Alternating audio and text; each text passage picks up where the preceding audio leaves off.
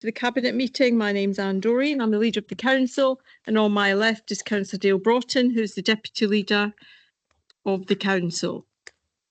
The meeting isn't being live streamed, but it's been recorded so that members of the public can catch up at a later date. It's not been live streamed due to a technical error and something that was out with our control.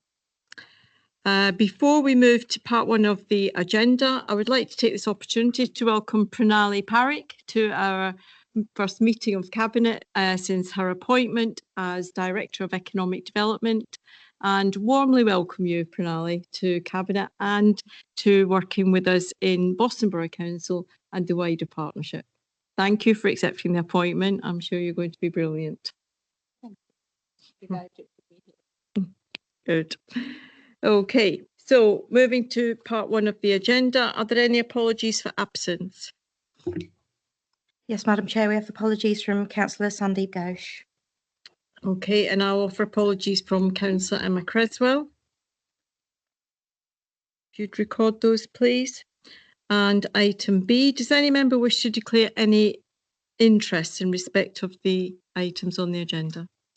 No, no declarations of interest. And do I have permission to sign the minutes of the meeting held on the 26th of June 24? Thank you.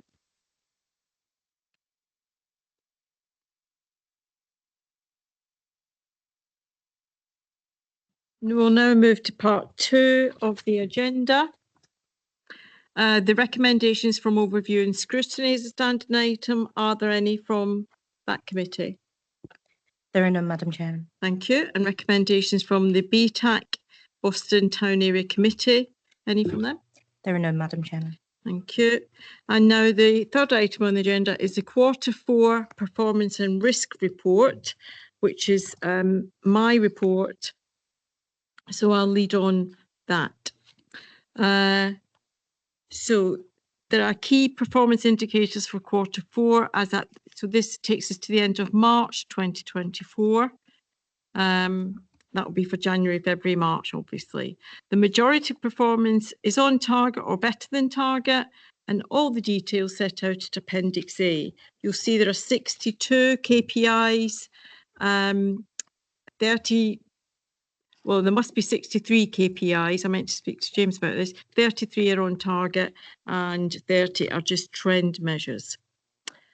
So around the greens, the good news is around the prevention of homelessness, around the number of families that are placed in bed and breakfast, the calls that we answer, customer satisfaction rate, the quality of service we give, land charges, the processing of housing benefit and council tax support change, direct debit sign-ups, procurement work that we've completed, information request response, planning applications that have been determined, planning appeals, and occupancy of industrial units and other investment properties. So all those are green and we're pleased with those. Where targets are showing as red and they're not as good as we'd hoped are around the speed of answering calls.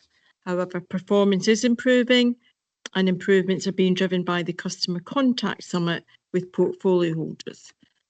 They're red around processing new events for housing benefit and council tax support. That's a marginal tip into the red, but it's mostly due to the cost of living crisis, and it's been closely managed by our officers. Complaints responded to within timescale. Where we have low volumes of complaints, that can skew the figures, but we keep it as a useful measure due to anticipated changes in the next year from the local government ombudsman. Subject access requests responded to within timescale was also low volumes. Only 1 out of 2 was delayed. And if you've ever done a subject access request, you'll know that the information collated by the organisation you've requested it from is mightily enormous.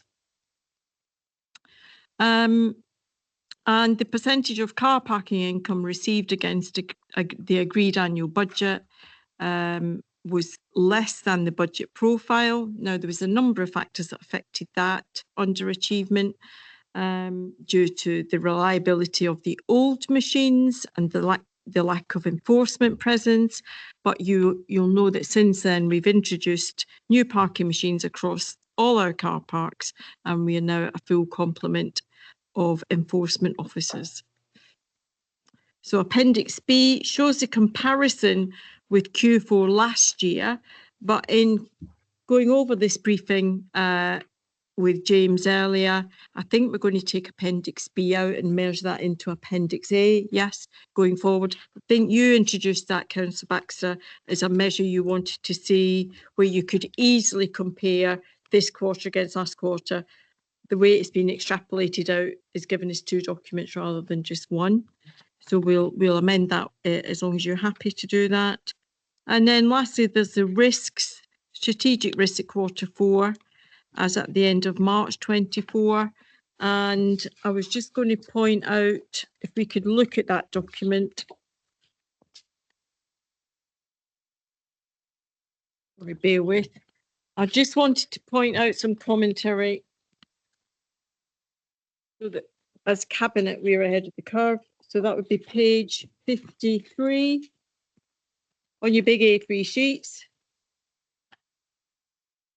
So where our risk scoring matrix, I just want to talk about points 5, 12, 16, 22 and 14. So you can see that if these events are likely to happen, they're going to cause a high impact or a medium impact.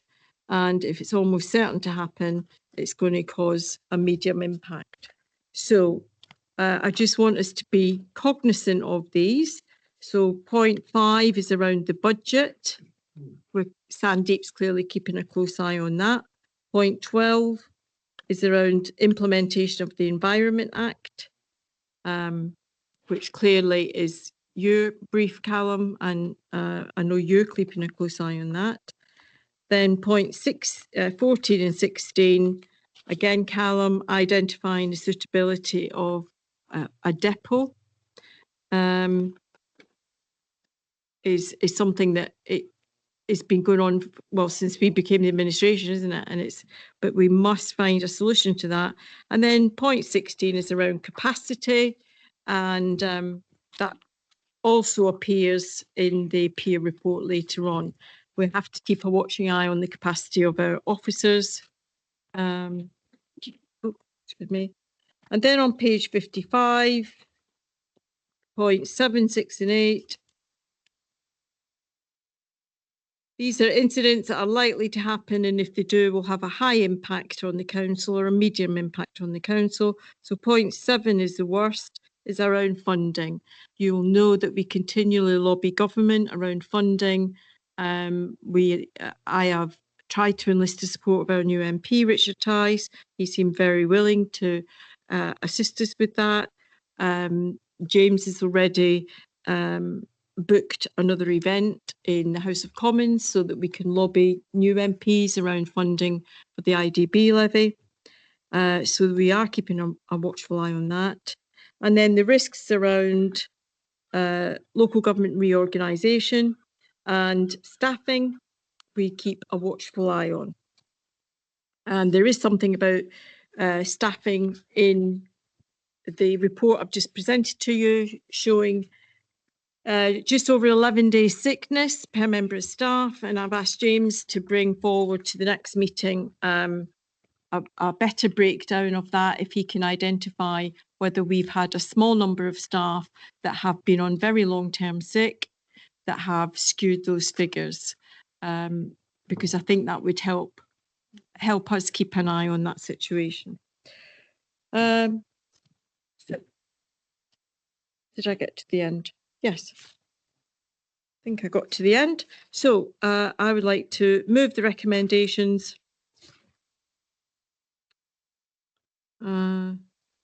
No, you're asked to note and comment on the report, and we'll record anything you want to say. So I'll take any questions or comments. No? Yes, John. Thank you, Madam Chair. As you know, I love KPIs and targets from a previous life. I just wondered if people were aware at the last scrutiny meeting, Suzanne answered lots of questions and points raised. So some of those have been covered by comments in here. But I've mentioned before, when we look at these KPIs and everything, human nature means we probably go for the red. But we're very lucky, really, that we have many, 20 are better off, 5 are above tolerance, and 7 worse than target. So I think that's wonderful, and credit to our teams of officers. At the scrutiny meeting as well, some of the members there mentioned about the narratives, and I think over the weeks, over the months, the narratives have got better and explaining the reasons why the targets haven't been met. It was raised as well about the trend measures. Why are they included? Do they have any value? But I notice on page 8 now, 2.3, it mentioned it's been clarified by Suzanne and the guys who've been involved in the report. These provide a context around performance. So scrutiny was saying, aren't they a waste of time, or do they ought to be made KPI targets? But it's good there as well. It mentions why we include trend measures. So I think Suzanne's done a brilliant job really by listening to what scrutiny said and incorporated it. So thank you. Thank you, Councillor Baxter. Well done. And Councillor Broughton, Dale, and then Councillor Butler and Councillor Sharp. I'd just like to make a comment, actually, on page 22. In the commentary, it says about the number of fly tip incidents for Q4. It's very reassuring that from January at 520, February has gone down, and March we're continually going down and down and down. I think credit needs giving to Councillor Butler and his team for obviously getting the fly tip incidents down and down and down, and obviously enforcement and all the literature that's going out is obviously working. So well done, Councillor Butler. Yeah, thank you very much. And Councillor Butler, you can respond to that as well if you want. As well. All right. Thank you, Dale. Thank you, Madam Chair. On page 46, is that, I think, regarding the car parking, I think it's reassuring that year on year, the percentage that was collected is up from 77.58 to 78.82. It will be interesting, though, to see what Q1 of our next one will be with the implementation of the slight increase in car parking charges, and see if it has had any impact on the percentage that we are collecting. Yeah, you and me both, Councillor Butler. I'm waiting with bated breath to see the figures, because we've not had any to this cabinet yet since the new machines were installed. So I am really, really keen to see how they perform now. Thank you. Sarah. Thank you, Chair. Mine's more of a comment really about page 34 and the repairs and maintenance and the commentary underneath it. And I know that obviously we've gone over budget on the repairs and maintenance, and it is cited within there about the repairs that are done to the Guildhall, have been done to the Guildhall, which of course I'm very thankful for because it needs to remain open. But to reassure the members and members of the public that we are looking at external funding. It still needs a good number of repairs doing, but I've been working closely with Councillor Baxter and the officers about where those streams could be. And we have actually got through to the final round of Arts Council, which we don't find out about till March, but we are trying our best with that. So it's just a bit of reassurance, really. Yeah, thank you, Councillor Sharp. And I appreciate your efforts in that. It's a really important piece of work. That building just can drain money, swallow money, can't it? Just in standing still, let alone making it better. So with all that being said, if everyone's commented, are you happy that we note the report? Agreed. Thank you very much. We'll move on. Item number 4 is the 23-24 outturn report and the 22-23 abbreviated outturn, including the audit update. That starts on page 57 of the agenda pack. And I'm going to invite Sam to present the report. And actually, thank you, Sam, for being here this evening, because I know you're actually on annual leave. So thank you very much for covering. No worries. I'm pleased to help. So if you're happy, I'll present the report to Madam Chairman. Yes, take it away, Sam. Certainly. So I'm very pleased to present the financial outturn report for the fourth quarter. As you are aware, throughout the year, we diligently prepare quarterly monitoring reports forecasting the expected year-end outturn compared to the approved budget. This final report for 23-24 provides information on the full year financial performance as of the 31st of March 2024 and a short summary of the 22-23 outturn position. With regards to the 23-24 accounts, the draft statement of accounts for that financial year have been finalised and were published on the 30th of May 2024 in line with the regulatory requirements, with the external audit by KPMG due to commence in the next week or so, as recently reported to the Audit and Governance Committee. Of particular note is the fact that in the UK, only 31 councils successfully released their draft statements of accounts for the 23-24 fiscal year by the statutory deadline of May 31st, of which Boston were one. Furthermore, the audited 22-23 statement of accounts have also received the necessary external audit sign-off by Mazars, the previous auditors, and the final revenue position for 22-23 was a surplus of £155,868. This report also encapsulates the outturn for that year, reserve balances and year-end adjustments. Throughout the fiscal year 23-24, we've consistently reported financial performance during quarterly monitoring sessions, through discussion with the Audit and Governance Committee, and as part of the Treasury reporting process for the 24-25 budget setting process. Boston Borough Council has navigated challenging financial periods influenced by many factors. The lingering effects of international events have impacted resourcing levels and financial positions. The Council has grappled with significant inflationary pressures across various domains, including contract obligations, the Internal Drainage Board levy, service demands, payroll and energy costs. Today, I will go into each area, providing comprehensive insight into financial performance for that financial year. General Fund revenue outturn. As at the 31st of March 2024, the General Fund outturn position reflects an underspend of £458,000, which was an improved position from one of £162,000 reported at Q3. While services face budget pressures, primarily due to the inflationary environment, especially in terms of payroll, we managed to offset these challenges. Additionally, investment income driven by favourable interest rates played a crucial role. For a detailed breakdown by Assistant Director, Corporate Finance area, please refer to Table 1 in Appendix A, which includes an insightful analysis of variances. The most significant service changes since the Q3 forecast are as follows. Corporate Finance saw £159,000 improvement since Q3, mainly due to better than forecasted procurement cost savings. The position of General Fund assets improved by £131,000 from the Q3 forecast due to improved income from car parking. Position of Leisure and Cultural Department has declined by £96,000 from Q3. This deterioration can be attributed to additional project costs and shared management expenses. Whilst these challenges are noteworthy, we remain committed to fostering cultural enrichment within the community. Neighbourhood's financial position has also weakened, decreasing by £98,000 from Q3. The primary cause is a bad debt impairment related to a maintenance contract dispute. Despite this setback, we are actively addressing the issue and working towards a resolution. This proactive approach to financial challenges demonstrates the commitment to sound financial management. Regulatory services faced a more substantial decline, amounting to £144,000 from Q3. The primary driver here is a further bad debt impairment payment charged to the service area where recovery action practically continues. Debt impairments will be reversed as more accurate information becomes available. With regards to the savings target, when the budget was crafted, assumptions were made regarding inflation pressures, mainly relating to pay, fuel, power and the IDB pressures. This prudent approach allowed us to offset unutilised budgets against the savings targets, and I'm pleased to report that Boston Borough Council achieved £575,000 in its savings target against a budget of £664,000, so an achievement of 86.6%. This is a testament to the prudent budgeting and financial management arrangements in place. Internal drainage boards. The council has been grappling with financial pressures for the IDBs. Fortunately, the government stepped in with support, providing £319,000 in 23-24.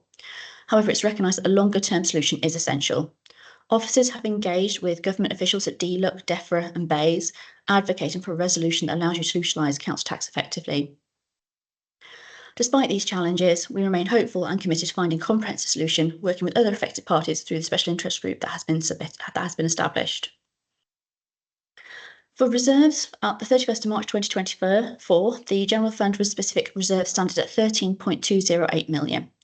The General Fund reserves balance remains stable at £2 million, and you can find detailed figures in Appendix A, Table 4.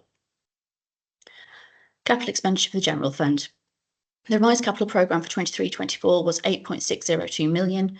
Actual capital expenditure totaled £5.939 million, demonstrating improved management against the full year budget. Q3 spending was only £3.099 million. We have factored in the necessary approvals and adjustments to keep the capital programme up to date. For Treasury Management, the investment income budget for 23-24 was £1.462 million. Actual investment income and interest received reached £2.307 million, exceeding expectations.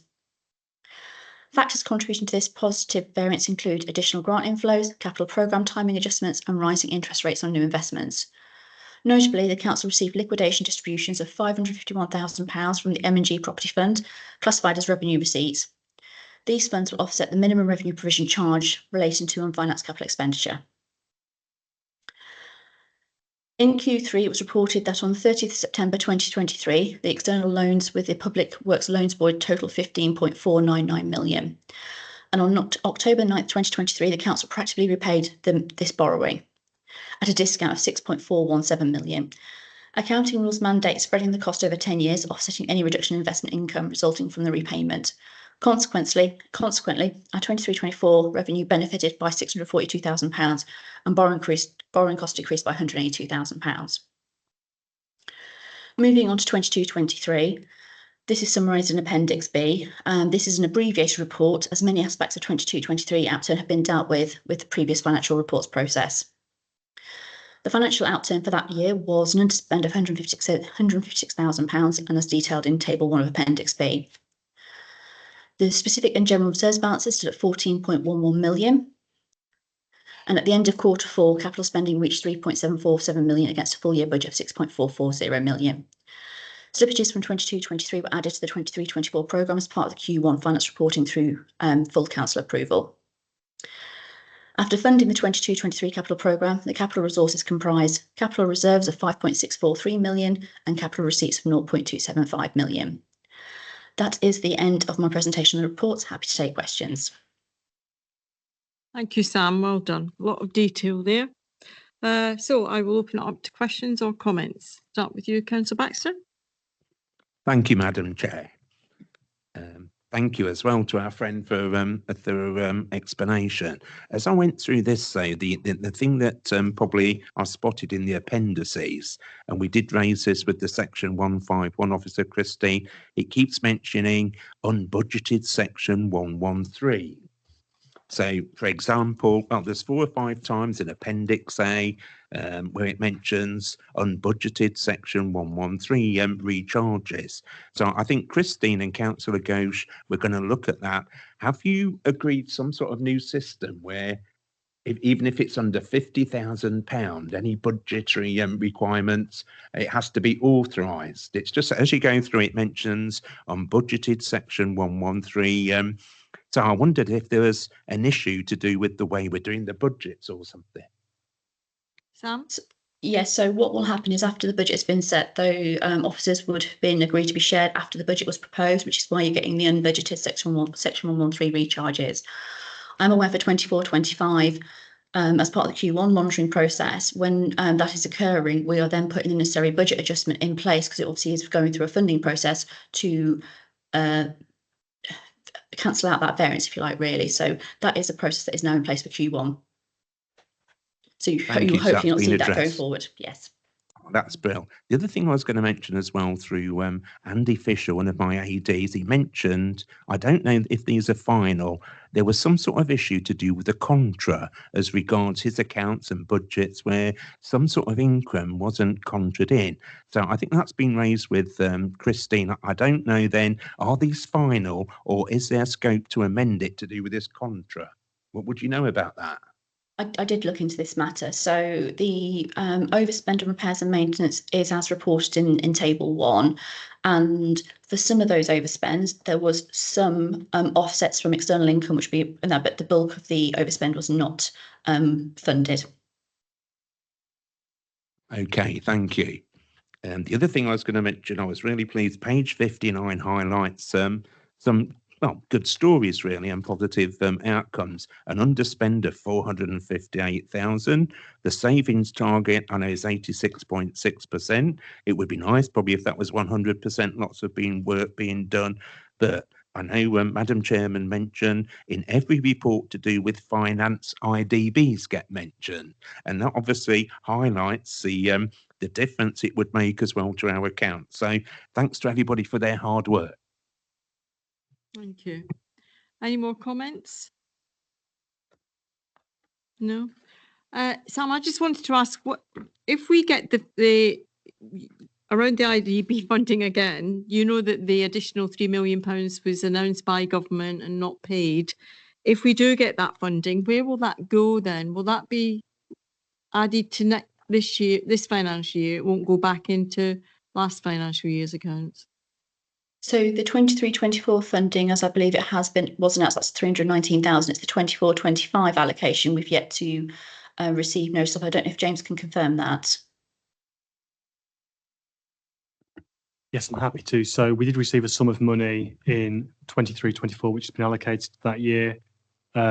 We are still awaiting. We're putting pressure on the government now to announce the previously committed 3 million for this year. We don't at this point know whether this authority will receive any of that.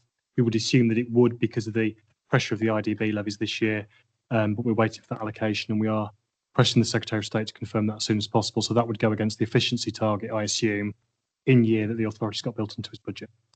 Ah, right. That explains that. I thought because they announced it last financial year, it had to be levied against those accounts, but clearly not. No, because there was an efficiency target built in last year, it went against the efficiency target last year, so it'll do the same again this year to reduce the pressure on the authority to address the in-year gap. Okay, thank you very much. All right then, I'll move then the recommendations.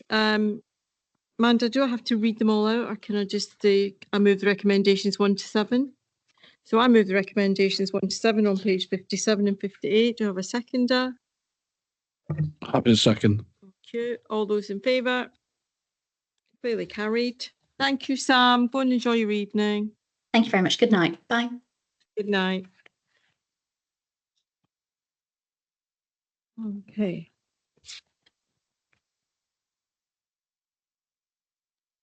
We're not on to agenda item number 5. It's the environment policy, which starts on page 91 of your agenda packs. Councillor Butler, would you like to present and propose the recommendation?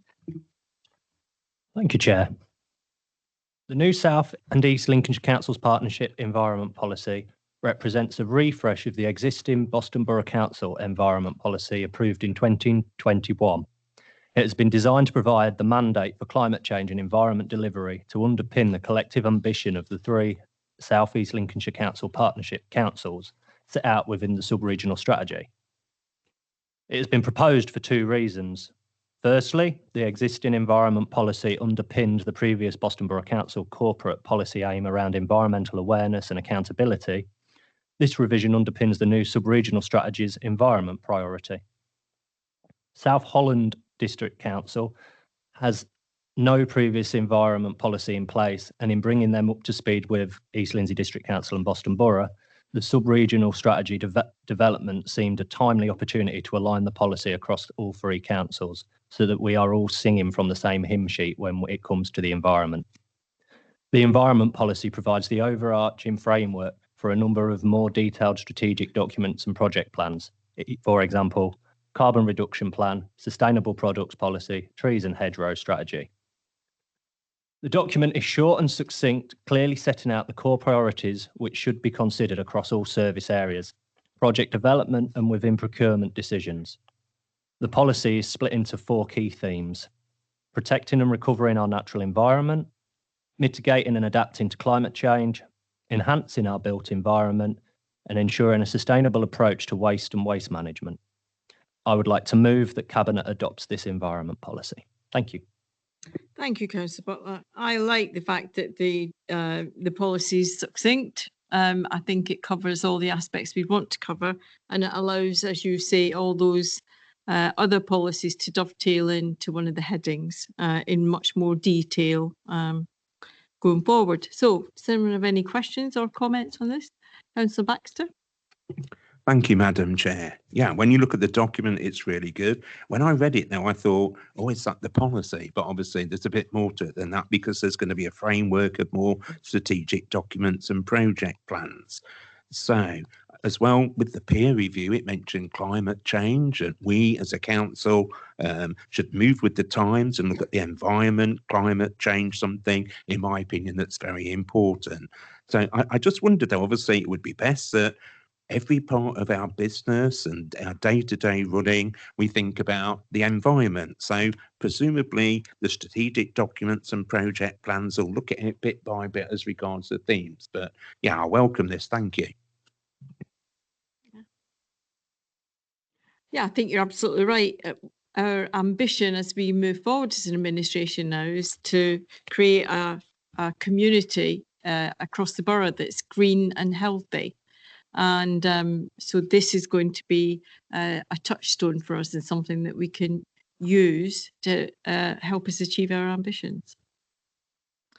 Any other questions or comments? No? Okay then. So you've moved the recommendations. Do you have a seconder? Councillor Baxter seconded. All those in favour? Clearly carried. Thank you very much, Callum. Well done. Moving on. Still you, Callum. Callum, you're going to introduce the Pilot Community Skip Service report, which starts on page 103 of your agenda packs. Would you like to present your report and move your recommendation? Thank you again, Chair. I would like to bring forward this proposal for a community skip scheme to be piloted in the St George Street car park area of Boston for 2 months in August and November, and on every Monday of these months. It is hoped that this may have a positive impact on fly tipping in the town. St George's Road car park has been chosen for its easy accessibility, its closeness to one of the main areas that is affected by fly tipping, because it has a good coverage of CCTV. Using this site will also mean the council will be compliant with environmental legislation. It is proposed that 2 skips will be provided on the agreed dates to be decided on for unwanted household waste, the other for furniture. We will also use a van to dispose of electrical white goods. The site will be managed by council operatives to prevent commercial waste being dumped. Some items such as gas canisters, asbestos, batteries, etc. will not be accepted, and residents will be directed to the Household Waste Recycling Centre. The trial will be monitored and assessed to see what impact it has on fly tipping in the borough, and should it be successful, we could look at adapting it subject to how it goes and making it a regular service. An estimated costing for the trial has been worked out and can be seen on page 106. It is estimated that the cost would be £3,459.85 per month. I would like to move that Cabinet agrees to the trial of the community skip. Thank you. Thank you, Councillor. Will you just clear up something for me, please? Because you mentioned, and it says in the report, it's going to be a 6-month trial, but you only mention August till November. So that's not quite 6 months, I don't think. From what I gathered of it, it would be trialled in 2 quarters, once in each quarter. So it'll be spread over a 6 month, obviously the 2 quarters of the 6 months. Right, okay. Got you. Thank you. All right, Councillor Broughton. I've got a couple of points. The first is 2.4. The proposed scheme will be provided by third party and presented each Monday throughout August. Are we all ready with a comms piece to set it up? Because I'm very conscious that this is only 10 days away until the first Monday of the actual scheme. So are we all up to speed so all the residents know about this if we pass this evening? As far as I'm aware, we are, but I will just double check with Matt. We are 100% ready to go. We've got a comms piece already prepared. If Cabinet were minded to, whilst the report says August and November, if Cabinet were reminded to, because August is pretty much on our doorstep, if we wanted to start this pilot during August, perhaps the mid-August, going through to September, and then the same at the other end, that will give our comms people more chance to contact people. Yeah. That would be my recommendation. If members were amenable to that, we can get a really good comms piece out then to affect that. Yeah, because obviously this is going to be a very important piece of work, obviously, with the good work you're doing with the fly tip. And I just think 10 days isn't giving people enough time to actually pick that up. So thanks for that, Matt. The other point I'd like to raise as well, if this trial's successful, looking at the costings that you put down, is there any looking into the future whether we'll actually buy our own skips rather than hiring them? Do you want to take that, Matt? Yes, certainly. It's an option. Yeah. This has been in operation in a London borough, and it's been in operation in Gosport. So there's existing schemes that are in place up and down the country, and the feedback that we're getting so far is that they're working. So this pilot will give us quite a lot of information in terms of whether it's successful here, and if it is, we can make further decisions as to whether we want to do it more permanent. But purchasing skips is certainly an option for us to consider. Yeah. Callum? I'd just like to add on that I was having a conversation with one of my residents in our ward the other day, and where they've moved from, they used to use the bin wagons rather than skips. And then they were more mobile, so you could travel them about. So as I've said in the report, we could look at adapting it. There's obviously the scope to look at that way as well. Yeah, my worry would be around purchasing skips is, do you need to purchase the truck to pick the skip up as well? That would be my worry. But I speak fluent blonde when it comes to skips, so I wouldn't be too sure. Just one more thing as well. Are we trialing this for now? And if it gets permanent, are we actually going to be looking at going to different areas of the borough as well? Because obviously, again, this is going to be in the town, but a lot of the issues, especially in my ward or the coastal ward, there's a lot of things happening down Hobble Bank and places like that. So it'd be good that this goes into the whole borough as well. Obviously, it's in the we're trialling it in the town because we know that around about 2/3 of fly tipping incidents occur in the town centre within the borough, with a third obviously being in the rural areas. I know your ward has been especially hit with Hobble Bank and certain locations such as that. But yeah, absolutely, we'll look at rolling it out. We're also, as I say, we're also trialling it at St George's because it's our land, so it's easier to put it there. I definitely think Councillor Broughton raises a really valid point, because we want to build on our work with our parish councils and our village communities, and they pay the council tax just like everybody else. And I think it's important that we identify perhaps a timetable for those rural villages that they would benefit from the same pilot scheme that we're trialling here. So perhaps that is the next step. This is a pilot in the town centre, and we then do a pilot in each of the, or in the villages, to take in on a timetable basis each of our parishes that we serve. Food for thought. Councillor Baxter. I think I'm going to have a blonde moment as well.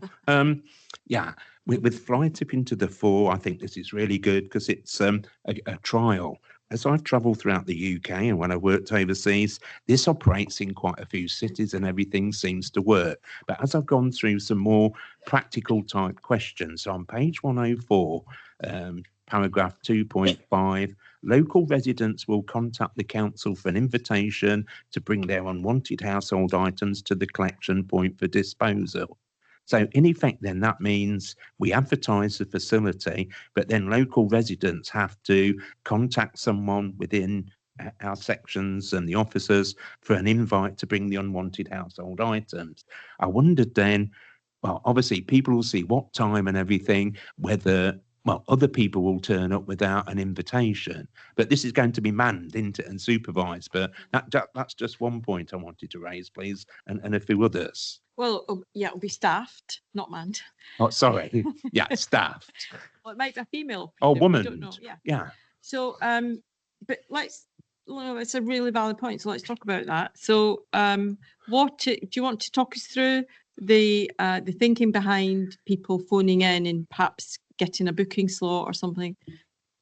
This would the phoning in and getting an appointment would basically be to stop people from outside the borough just turning up and bringing their waste. So you'd have to be a resident of the borough of Boston in order to bring your waste to dispose of it. Obviously, it's a trial, so if it doesn't work, we could look at adapting it again. So it's a trial. So yeah. So yeah, come in, John. Thank you. The trial that we've put before members tonight is consistent with other ventures elsewhere in other local authorities. So we put forward a booking system, but if residents turned up, we would clearly see to their needs and assist them. We wouldn't be turning them away. We'll be promoting a booking system for administrative purposes to make sure that we get a good flow of demand and we're able to deal with that. But we wouldn't be turning people away if they simply turned up. We're trying to deliver the best service possible. And within the process, if there's any particular learning that comes out, say within 3 months, dynamically we would look to make changes if that's more efficient and effective to improve the service given. I would thank you for that, John. I would encourage you to be even more fleet of foot and agile. So even within a week or a fortnight, if we were able to respond in a way that, say, a resident who turns up with a council tax bill or a utility bill that clearly shows their address is in the Borough of Boston, would that not be sufficient? I worry that we're doing this wonderful pilot, which I think is a really great initiative, but then first thing we've done is put a barrier in. So I do worry that that will be an obstacle for some of our residents. So I think that's something that I would ask you to be really mindful of. Certainly something to take away, definitely. So obviously that's the joy of speaking with other people, isn't it? So I was going to mention as well, some of my friends who work in cities and live in cities where this has happened have mentioned people get to know where the skip is. When it gets full, they might turn up and next minute start fly tipping by the side of the skip, etc. But obviously, if it's supervised, then that won't happen, will it? No, it's going to be supervised and removed every day, isn't it? Yeah. Yeah. So there's no scope then. Some will just turn up and it might be full and they leave some rubbish at the side. they won't be able to leave rubbish at the side because, as we say, it's going to be removed. They may come to the location and put bags down. I mean, the area we've chosen St George, as I say, because there's good CCTV coverage there and it's our land. And it's also one of our locations that has a high fly tipping record at the moment. So there is scope. I'm not going to pretend that it's not going to happen because it may well do. But I think the positives outweigh the negatives. Thank you. That's wonderful. Hang on, John. John's going to come in that. Just to say, you're quite right, Councillor Baxter. It's one of the risks that's presented within the report that by presenting a skip, people may then subsequently think this is a place where we might leave waste. And as a consequence of that, that's why we're doing a trial, really. It's really to encourage people to utilise the facility as presented and promoted, but also to learn as part of the exercise, so that going forward, we'll see whether this is a useful venture or not. Clearly, we don't want to generate fly tipping hotspots. That's counterintuitive, but we will learn through the process to see whether that becomes an issue for us to deal with. Brilliant. Not meaning to be negative. I'm just thinking about the practicalities. And finally, I think the person on the street might question this. Page 104, 3.2, team members engaged in this service will be redeployed.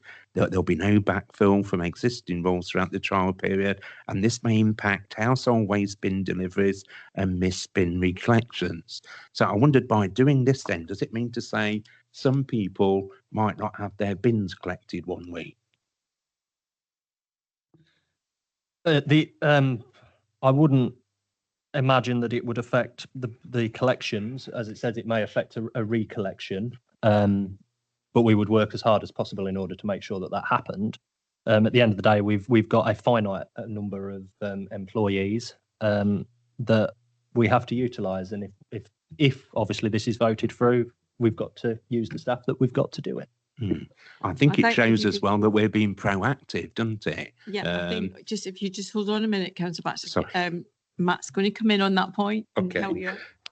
Thank you. All I was going to say is just to reassure you, really. Obviously, the existing team members have their substantive roles every single day. This is a new service. What we're trying to do is do this as efficiently as we can. So we're not proposing to buy in extra staff to deliver this new service. So whilst we're doing this, we're not doing something else, but we do deploy resources dynamically. So we'll minimise at every opportunity. And of course, it's a trial. So we'll dynamically assess it, Monday 1, Monday 2, to see what impact it's having. And we'll adjust resources to mitigate that as much as possible. Fantastic. Thank you for listening anyway. Not meaning to be negative. I think it's brilliant that we're trying something different to combat the problem in the borough. So thank you. Any more questions or comments? Sarah? Yeah, mine's just a comment. My question's already been asked and answered well. So yeah, I just want to really say thank you to Councillor Butler and his team, really, because I think it's a really good idea. We're trying everything we can, and if you don't try it, you don't know if it's going to work or not. So yeah, fully support you. Thank you. Lovely. So before we move to the vote, I do think we need to button down the trial, when we start and when we finish. So the report says we were going to start the first Monday in August. Did it? That was my thinking, which is Monday the 5th. And are you proposing now that we defer that slightly? What are you suggesting, Matt? 2 weeks, so middle of August Monday the 19th? would help the comms plan enormously. Okay. Yeah. How do you feel about that, Councillor Butler? Yeah. Okay. So the proposal is to start on Monday the 19th. And then when do you propose that we finish the trial? So we're doing August and November. So we'll do 4 weeks from the 19th into Right. September, and then we'll do the beginning of November through to November. So it's just the August timescale. We're asking for an extra couple of weeks to do the Sure. comms. That's fine. The comms will already be in place for the November timescale. Yeah. Okay. So the November trial will start on the 4th of November and run for 4 weeks. Yeah. Okay. You got those dates, Manda? Yeah. Thank you very much. Sarah? Will the bank holiday Monday affect anything? Will that still go ahead? We work bank holidays. The fantastic team that we have work bank holidays. So. And actually probably work well for residents because some of Indeed. we work That working. actually might be really Yeah. good for residents. Yeah. Okay, lovely. Thank you for all those comments. And I echo what Sarah said, Callum. Really well done for you and your team bringing this forward. And I hope the residents embrace it and use it for the trial that it is. And then we can look at making it a more permanent feature. Thank you very much. So that you've moved the report. Do you have a seconder? Councillor Baxter second. All those in favour? Clearly carried. Well done. Thank you. Now we're on to item 7, to allocate funding to relocate our Boston Borough Council's ICT server room to South Holland. Maybe the live stream will start to work if we move the server room. Who knows? And the report starts on page 109 of the agenda pack, and James is going to take us through this, please. Yeah, many thanks, Councillor. So the report before you this evening seeks funding to move the Boston Borough Council ICT server room to the server room at South Holland District Council, which has just undergone some quite significant investment. The report notes the ageing network infrastructure utilised across the council here and the need to refresh to ensure its continued availability and integrity of the council's computer network. Taking this forward, we'll also remove a number of environmental risks council face in relation to the current location of its server room within the building. So the risks identified in the report would be addressed. The opportunities afforded to us through the partnership, it's the most cost-efficient option that we've been able to identify in terms of removing the environmental risks, addressing the infrastructure needs. And it's been afforded to us through our relationship with South Holland and been able to utilise their server room. PSPS would continue to support the server room and operate the server room as they do now. And we're seeking Cabinet approval this evening for £120,000 in capital for the work and also £20,000 in revenue. Now, we'd only draw that revenue requirement down if it was needed, but the capital would be needed. So that's Okay. Thank you very much. So are there any questions or comments? Sarah, start with you. Thank you very much, Chair. So my first one is, has the internet speed at Boston been tested so that because we're going to be coming down from the cloud, will that affect anything? I don't want to delay anybody's Teams meetings or anything. Are we sufficient for that? Yeah, thank you. That was one of the first questions the portfolio holder asked and challenged officers on. And we've had assurance from our ICT colleagues that the infrastructure, the links will be sufficient to cope with demand. Thank you.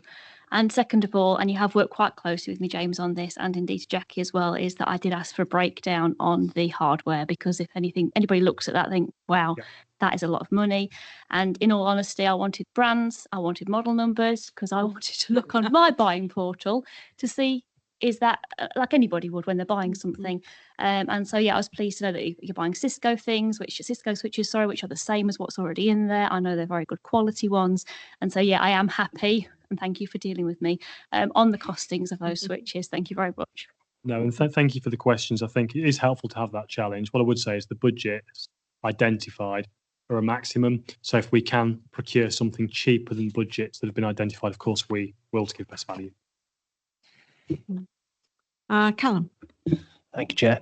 I just want to make sure that we've we're going to do everything we can to make sure there's going to be no disruption to our colleagues, to the staff, to anybody when it comes to transferring it over to Spalding, because I know we've had issues in the past where staff weren't aware that it was going to change, or were told in the last minute, and it caused a bit of a headache with certain things. So just, yeah.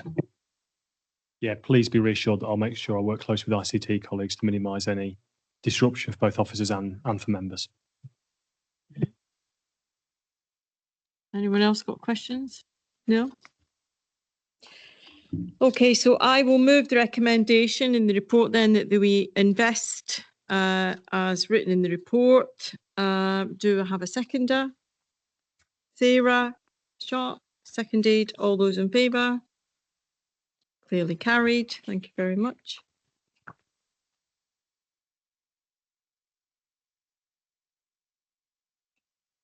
Next item is the pool car renewal report, which starts on page 117 of the agenda pack. And James, you're going to take this as well, please. Yeah, thank you. Thank you again. So the report proposes to Cabinet a refresh of the Council's pool car fleet. The existing pool car fleet is around about 13 years old now, and it's becoming costly to maintain. The replacement would see us move to predominantly electric vehicles, with the existing fleet replaced with 3 electric cars and 1 petrol van. The petrol van giving us additional capacity, which some of our services have told us they need, which is above and beyond what the cars can provide, particularly environmental services and building control who have equipment to transport. The fleet size has been reduced ever so slightly through this model. So we currently have 5 cars, I believe, and we're going down to 4 through this model. So recognising that working practices have changed since the original fleet was introduced, we think we can operate a smaller fleet than we did previously.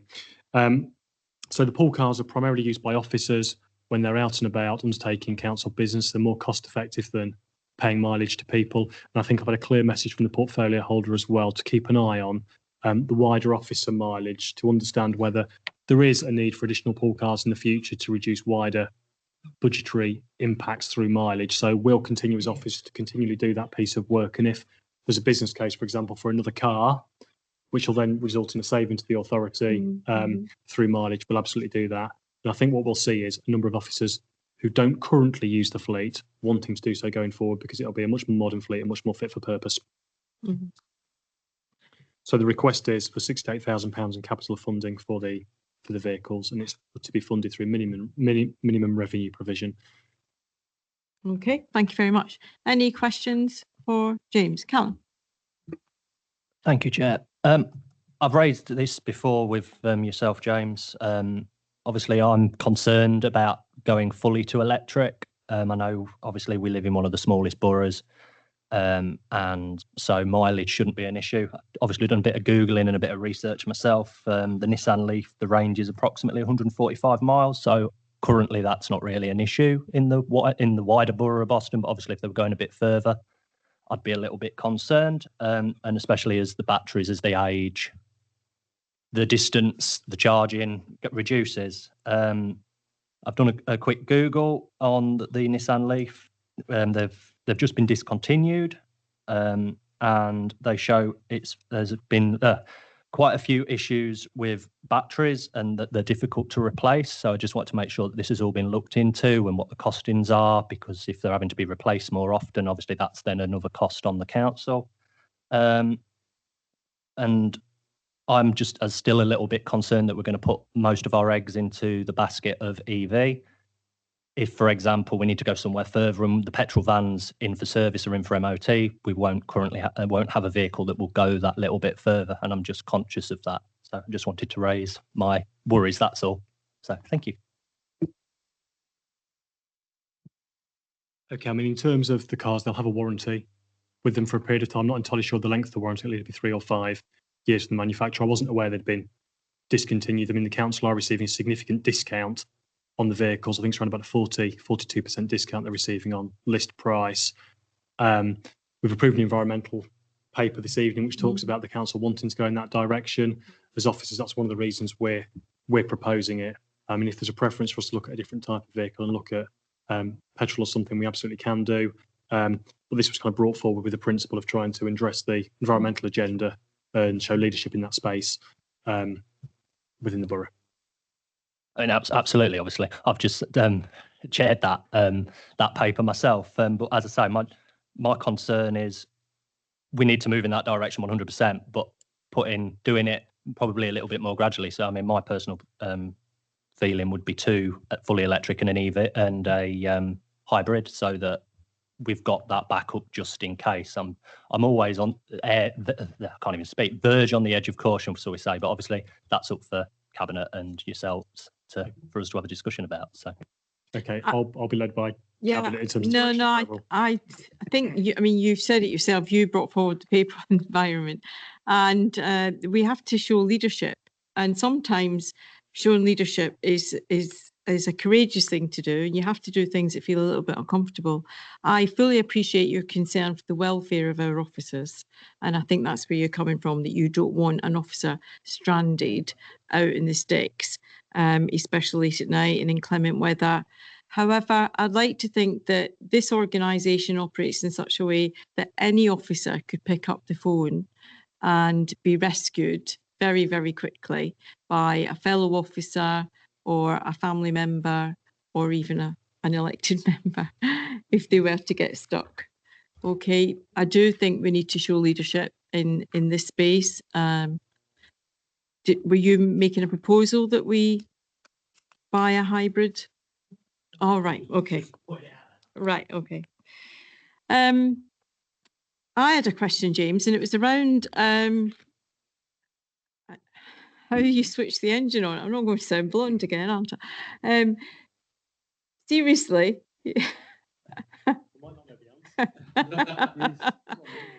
No, see, the reason I ask is that I volunteered with the police for a year, and I had to use the little cars to go on errands.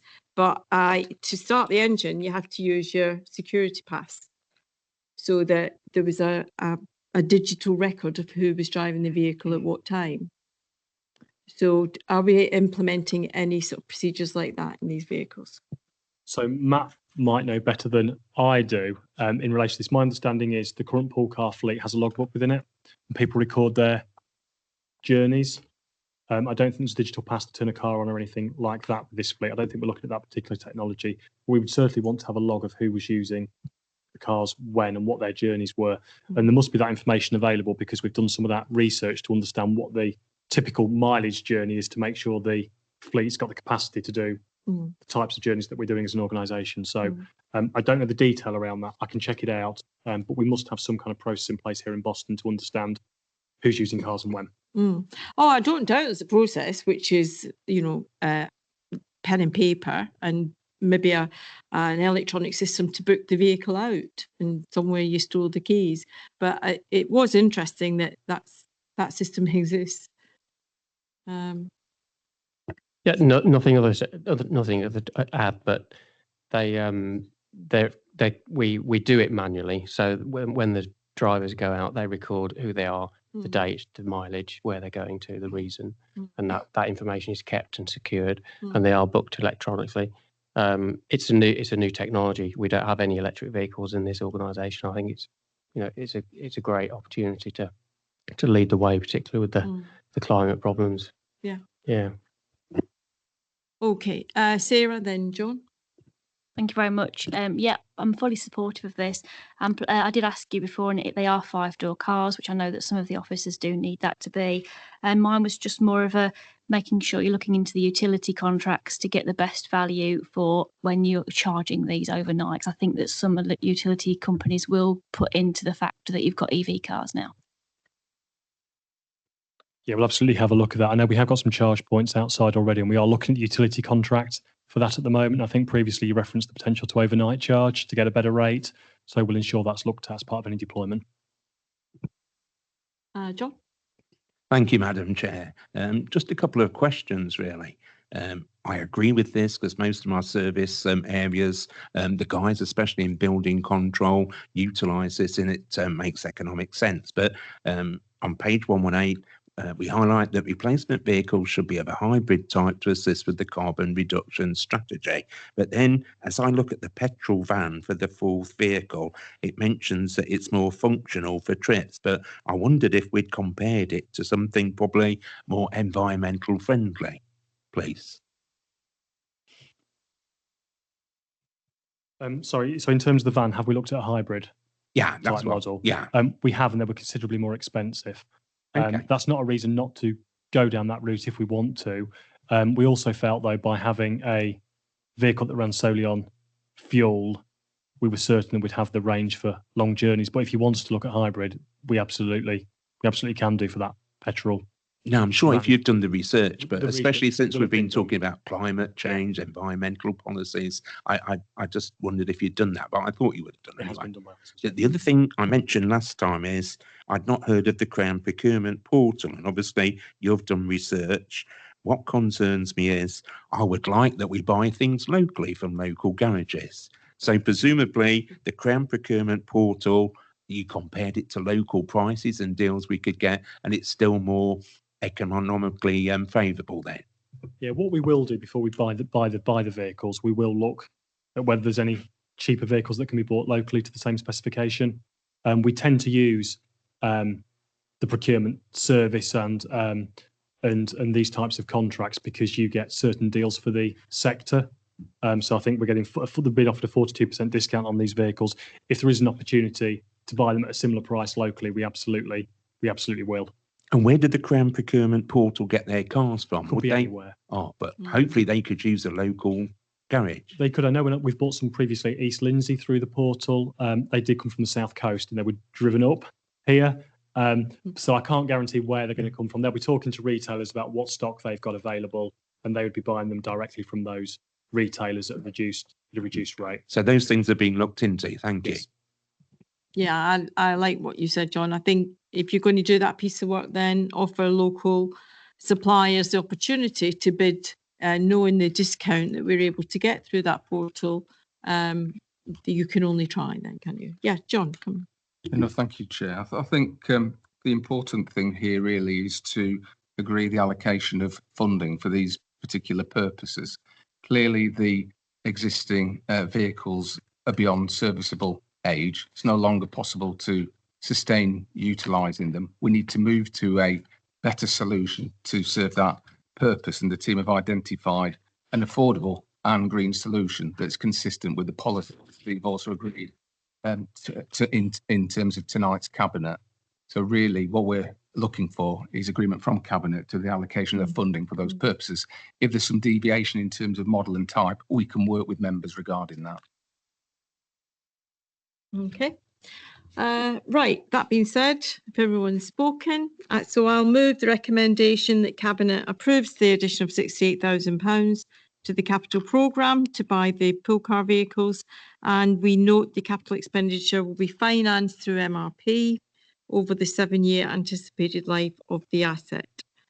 Okay, and a seconder please. Callum, seconded, and all those in favour, clearly carried. Thank you very much. And the final item this evening is the LGA peer report and action plan, which starts on page 125 of the agenda pack. This is in my portfolio, so I will present.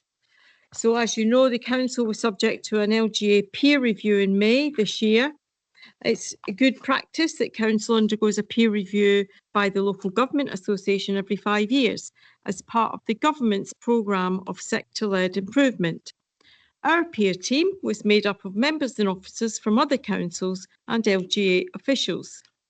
The team that arrived here met with members, officers and partner organisations during their short visit, and we've now received their report and recommendations. The peer challenge process is about learning and improving, and I know that councillors from all the parties represented in this council want the best for their residents. The peers provided us with their thoughts on what we do well, and they've given us some commentary on areas we might like to place a focus on.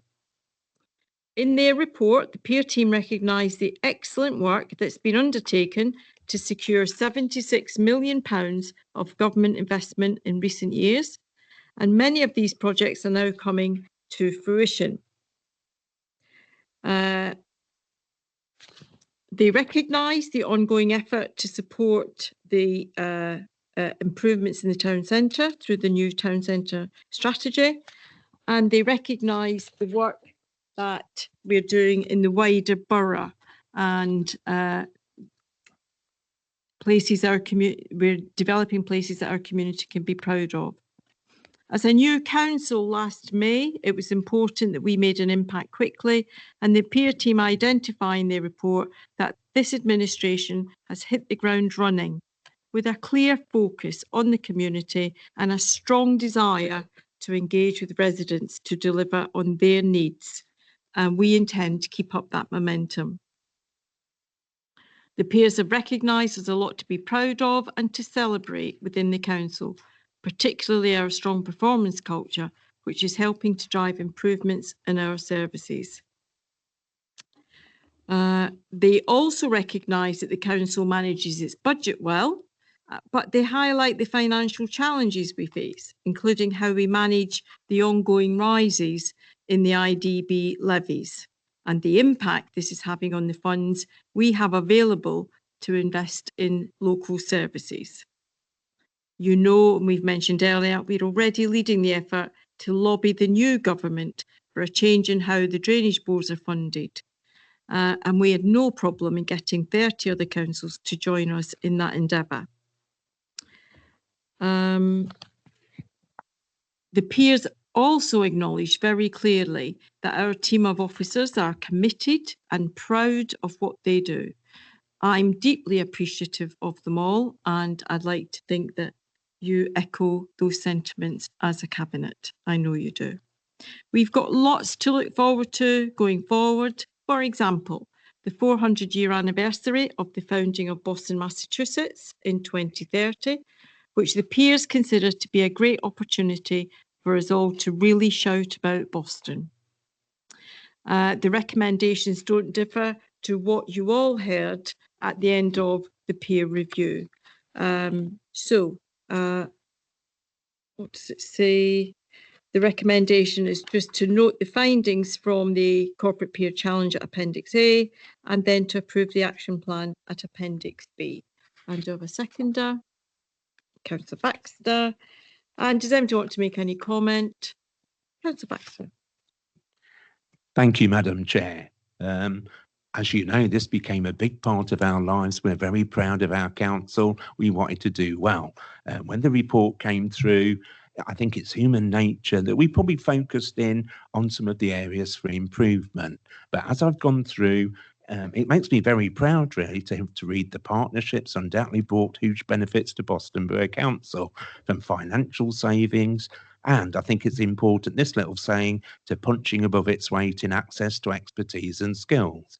It mentions as well, the new administration has hit the ground running, bringing a clear focus and leadership, and all very positive things. It mentions as well a strong commitment from Boston Borough councillors to effective audit and scrutiny, and a desire to perform their roles well.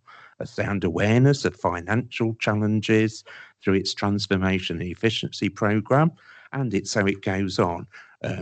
Very proud, as you mentioned, we come into close contact with our officers, witnessed a supportive workforce culture, meeting with passionate, committed staff, proud of their work and its impact on our communities. I think that's fantastic. The staff expressed a desire to support organisational improvement and change.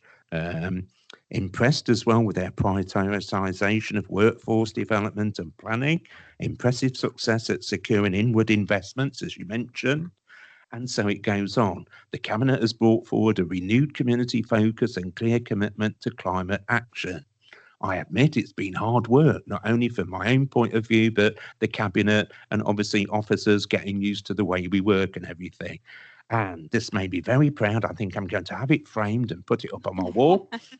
There is much for Boston Borough Council to be proud of and celebrate, as well as more to do to continue to adapt and modernise, to unlock its potential, secure financial sustainability, and achieve its passions. So I just wanted to highlight, really, because as you read through some of these papers, it all gets a bit heavy going. But I'm very proud of the results, and I think we have to look at it from a positive point of view to say these are areas for improvement. Let's get better. So thank you. Absolutely, Councillor Baxter, and I'm very proud of you too.